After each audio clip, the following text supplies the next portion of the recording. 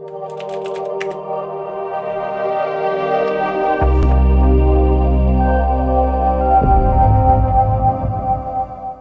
everyone, welcome back to SportsKhabri. I'm Rahul, and with me today is Pranav Kohli, who is the CEO of Pickleball United. It's a very sort of special podcast that we're doing today because it's a fairly new sport that is emerging and that a lot of parts of India are sort of now taking up. Pranav, I mean, first of all, could you please tell us a bit about yourself and how have you seen India take to pickleball? Yeah, so I'm a fourth generation entrepreneur. I mean, my family business has been into sports and we run a sports brand called Stag. So if you ever played table tennis, that's Yeah. basically been our background. Yeah. I actually got into pickleball. I hadn't heard of the sport, to be very honest, till almost back in 2022 actually, which is pretty recent. So I came to know about the sport having said that, my wife, she'd been actually telling me to look at the sport since 2019. So in hindsight, I should have listened to her probably quicker and sort of seen the sport because it grew drastically in the US during the pandemic. And it's a unique sport. I think India coincidentally had been actually part of pickleball since the very beginning, since or well, at least the beginning of professional pickleball. 2010, India became the federation became one of the founding members of the Global Pickleball Federation, which has its own dynamics now, but it's changing. But yeah, I mean, I think as a sport, this we as Indians love racket sports. I mean, in Asia, racket sports has huge demand and huge consumption. And I think pickleball is one of those sports which is very inclusive. Anybody can play it. Has a lot of women participation as well. Has a lot of elderly participation. Has a lot of kids participation. It's an easy sport to pick up, difficult sport to master, but learning curve is easier to pick up. So I think as a country, we've sort of I believe that the sport is going to be widely accepted and adopted across the country. But I think something that I've noticed, at least from hearing from friends in other cities, is that even people who are probably not taking it up professionally, even as a recreational activity, people are sort of getting themselves involved in pickleball. Why do you sort of think that this has happened, and what has sort of led to the rise of pickleball over the last year or so that you've been involved? So now, you look like a fit guy. You're young. Obviously, I'm 38. I am 165 kgs. For me to get on any court, any sport, pick up any sport at this point, I get knee issues, ankle issues, all those things. But pickleball is one of those sports where you actually can get on it. You still have to be careful about injuries, but at the same time, I can actually play the sport competitively. I can have as my doubles partner, the top guys in India, and I can play against, one of the top guys in India on the other side, and have somebody, of my skill level on the other side as well, and still have a competitive game for both of us, basically. So somebody who's standing next to me, who's India number one, India number two, could still have a competitive game with me being a part of that. So I haven't seen that happen in any sport, any other sport, and that's why even mixed doubles is a very prominent part of pickleball. So I think one of the things about this sport is that it's very inclusive, and essentially anybody can play it, which is why a lot of sport purists call it an easy sport and all that stuff. But once you get on the court, it's difficult to master. But one of the reasons why it's seeing that surge in recreational players because you could play with your father who's 60 years, like my father is 65. I could play with him. I could, so you could play with your kids can play with their grandfathers, and that is a very prominent part of this. So it's an inclusive sport. It has a lot of, one of the things is that women can get very good at it as well. From compared to tennis, when you compare women's tennis and men's tennis, there's a huge gap from a overall ability perspective. But in this case, you can have women playing at a very high level and compete with the men's side of it as well. So I think that also allows a lot of, and also it's not intimidating. You go to the sport, it's easy to pick up. Even if I go to a court and I don't know anybody, because after a few times, I'm still going to have at least be able to return the ball back. So it's easier for me to get onto the court as opposed to take private lessons and all those things. So you can start playing more socially very quickly. Okay, fair enough. And Pranav, can you tell us a bit about Pickleball United? Is so I went onto the website. I saw a bit of what the company does. Is it strictly a sports sort of equipment manufacturing company, and you provide sort of pickleball equipment and to tournaments or just in general? And is it something that you noticed that was missing, especially in India? Because I still feel like in my city, I stay in Bangalore, and I don't really know of a lot of sort of pickleball courts around my area. So is that something that you noticed, and as a result, the company sort of Yeah. began? So one of the things that, when I looked at the sport in 2022, I mean, I realized that it's from a US perspective because the sport was widely Hmm. popular in the US at that time.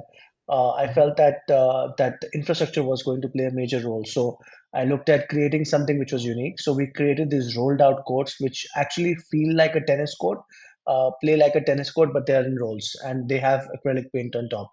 So we have a proprietary technology there, which we created.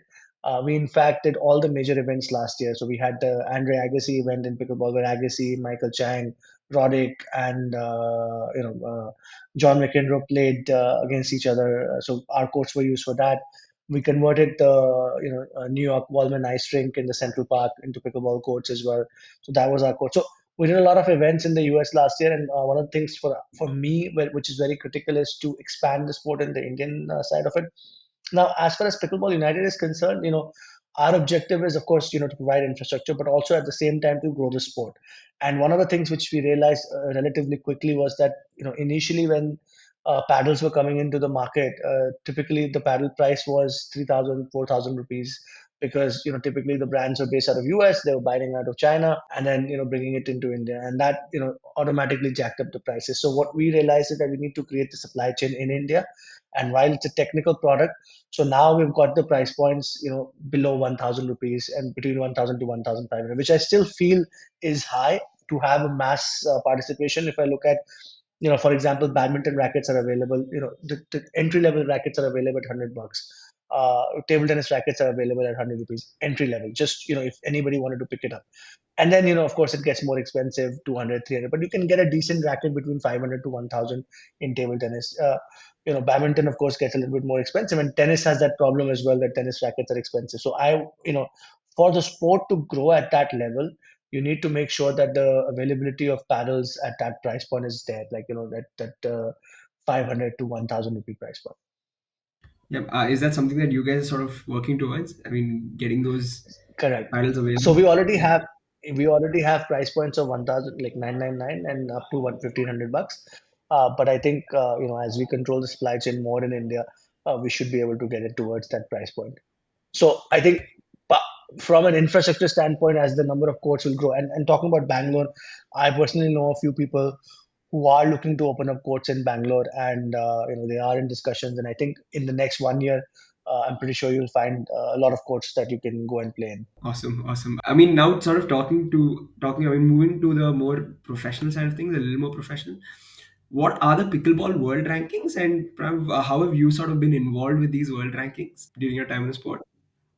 Yeah, Pickleball World Ranking is something that in our separate company we created as well outside of Pickleball United. We created a new company, which is basically the we're starting a global league in that company, and Pickleball World Rankings is part of that. So we wanted to create a non-biased way for players to sort of get selected for different events, and something similar to what an ATP is for tennis, where you have Hmm.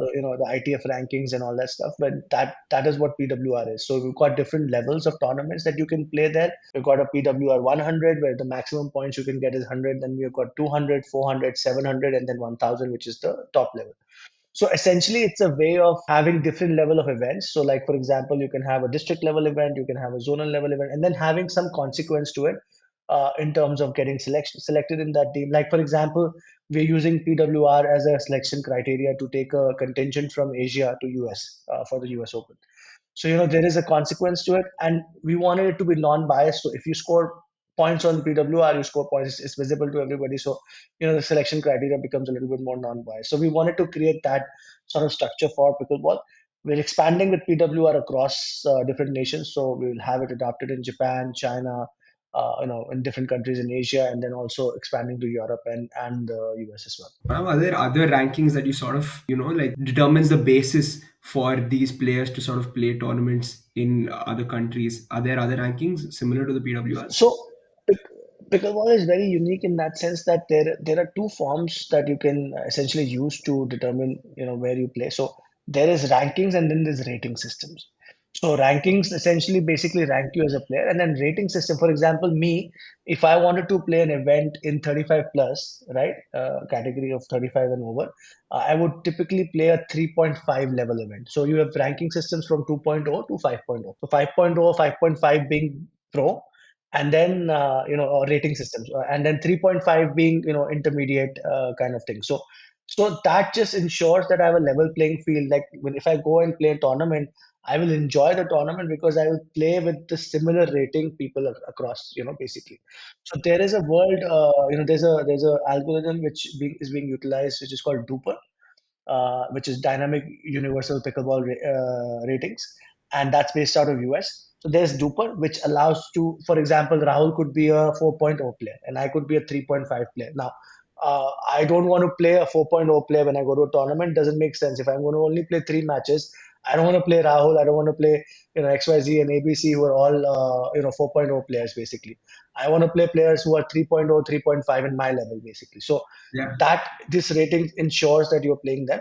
As far as rankings are concerned, every country will have their own ranking system. Like Australia has its own, US has own. I mean, our ranking is actually complementary to their ranking systems, because what we are trying to say is that this is a global ranking system, and then yours is let's say a Mm. national ranking system, and it can coexist basically through that from that perspective. Okay, Pranav, can you tell us a bit more about how Duper sort of gives you these ratings and also your partnership with Duper? Yeah, sure. So Duper basically, the way it gives ratings is, let's say you've got a Duper rating of 4.0, right?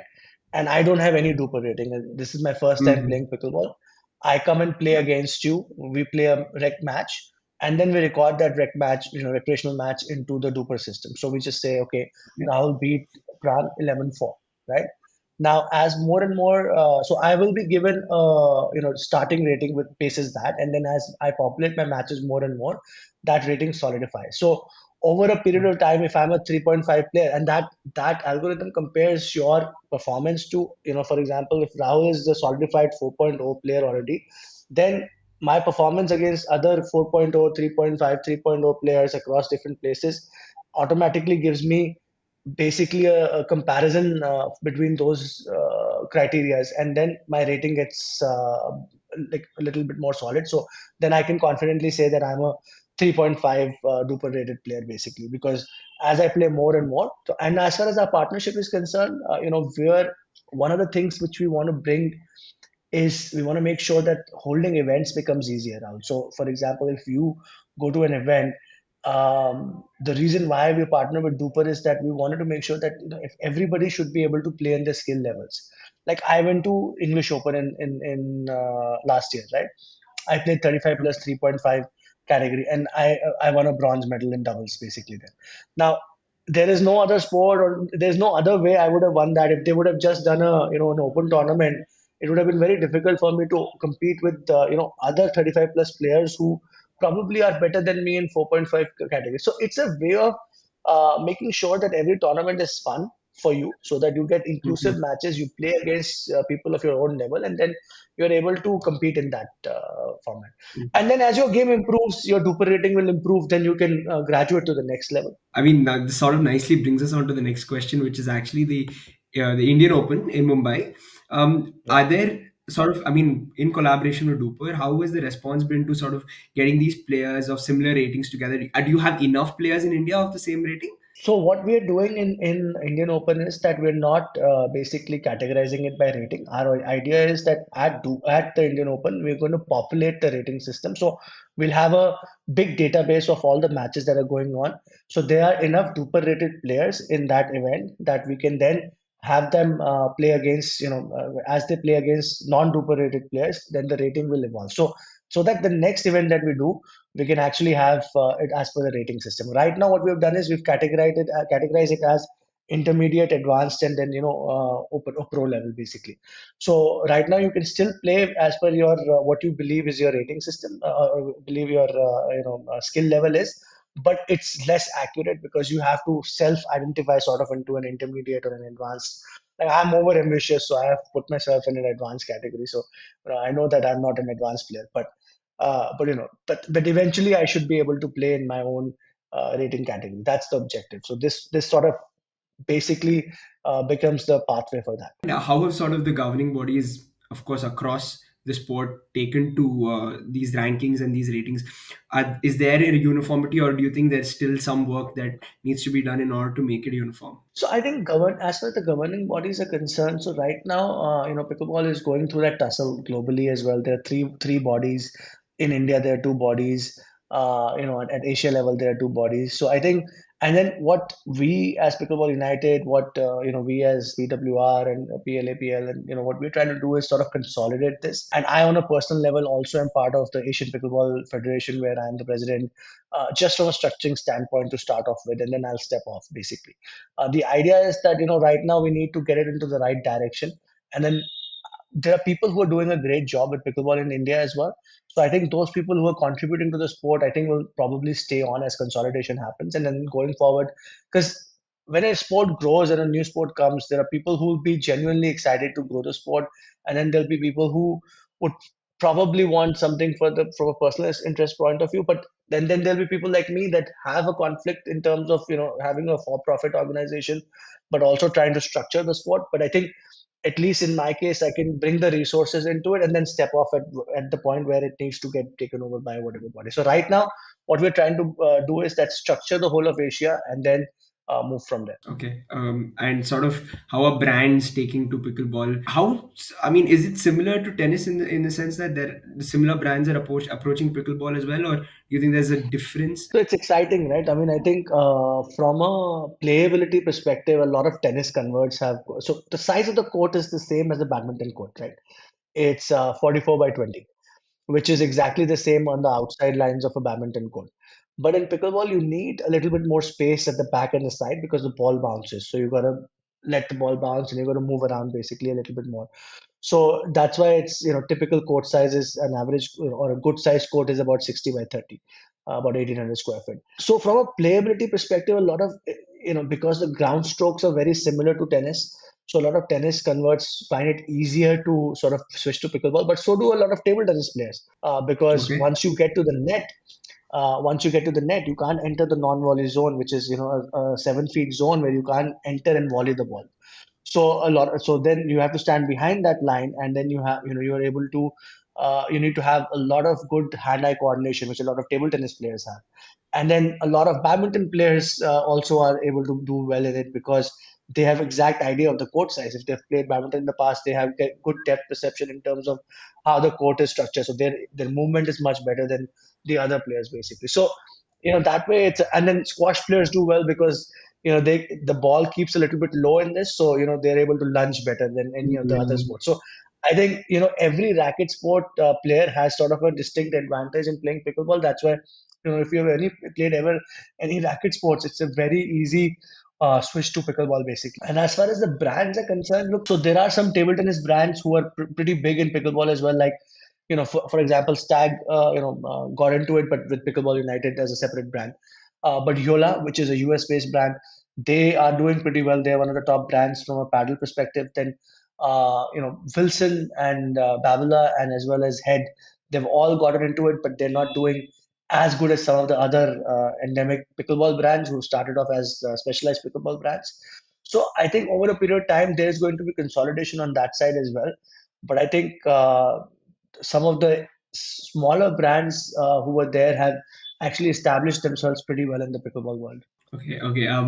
What are sort of the plans that you have as for Pickleball United in India moving forward in at least the next So, 2 3 years? so our objective is very simple and straightforward, right? Pickleball United sells courts in the US. In India, we want to grow the sport, right? If Okay. right now we have about 40,000 players playing, because eventually, if the pie is not big, then as a company also, if I'm trying to sell products, if 10 companies are trying to sell products to 40,000 people, it doesn't make sense, right? If there are Yeah. million players and there are 100 companies, that's fine, right? Because the pie is going to be big, and then you can have. So our objective is to take the sport to a million players. So by 2030, we want to have a million plus players, but I do believe that it's going to be a much higher number by then. But at least that is the objective. And then, of course, as a company and as a brand, we want to be the number one supplier for anything and everything pickleball. So that's why our tagline is everything pickleball. So, but for the next few years, the objective is very straightforward. If people are not playing, it doesn't really matter if whatever we try to sell. So we need to make sure that more and more people are playing. Yeah, and what is the sort of threshold that you guys have for you know that you say, okay, fine, let it hit this point, and then we can sort of think about really moving the company into in the Indian market. How many sort of players? Is there a mark that you guys have set? So I think as a company, we're already fully committed to the country, right? So I mean, India comes first, irrespective. Yeah, So even if right now, what our objective is that even if we make a little bit of money in the US side of it, everything is brought back and invested into the country. So the idea is that the more we reap, the better we'll sow in the future. So the more we sow, the better we'll reap in the future. So the idea is that we keep pushing the sport in the country, irrespective. Like for us, it's as simple as this: the sport can be played anywhere in any assembly halls, in the schools, in any concrete areas. You just need a net, right? You don't need to build yeah, a court. You just need a net and you need to just mark the lines, and that's it. And then you can play anywhere. So, and I can tell you, once you play the sport, I don't know, Rahul, if you've tried it or not, but yeah. I once you haven't. play it, yeah, once you play it, it's pretty hard to not play it again then. No, it does look extremely fascinating. I do really want to try it. But again, because you've sort of been in the pickleball scene for a while now, any sort of favorite memories or anecdotes that you want to share that was pretty exciting in your journey so far? I mean, yeah, I met so many people that I didn't expect. I met Gary V at one of the events. Gary V owns a Major League Pickleball team in the US. I had an interaction with him where he told me, in fact, on my Instagram, he told me to take a picture and post it immediately. So he took me through that process of how he does that. So that was an exciting moment. Met Andre Agassi, met John McEnroe. So which otherwise I hadn't had the opportunity to do it. So and then on the Indian circuit, Mr. Anurag Thakur, he played pickleball in Noida, so I got a chance to play with him. And then so I think all the celebrities which came for the monsoon pickleball open last year in Mumbai. And there was Janvi Kapoor, there was Varun Dhawan, there was Arjun Kapoor, Parikshit Khurana, Yuzvendra Chahal, all these guys were there. Got to meet them on the court to play some pickleball. So I think from that perspective, pickleball is, and then a lot of CEOs are playing pickleball. So like Times of India MD, Vineet Jain, he's playing pickleball. So I played with him. Okay. Yuvraj Ruya, who's Mr. Shashi Ruya's grandson, he's playing pickleball, so I got to play with him. So I think that way the interaction on that level has been quite good. I don't think any other sport would have, from a professional standpoint, would have given me that satisfaction. So I think that has been a great journey. Yeah. I mean, thanks a lot, Pranav. I mean, this actually sounds awesome. It's not just because you're here. I genuinely am very excited to sort of play pickleball for the first time after this I, conversation. So, I think you yeah. should. Yeah, But again, thanks so much for your time. This was lovely for us. And yeah, hope to have you soon some other time. Thanks so absolutely. much, Pranav. Makes sense. Thank you so much. Thank you guys. Take care.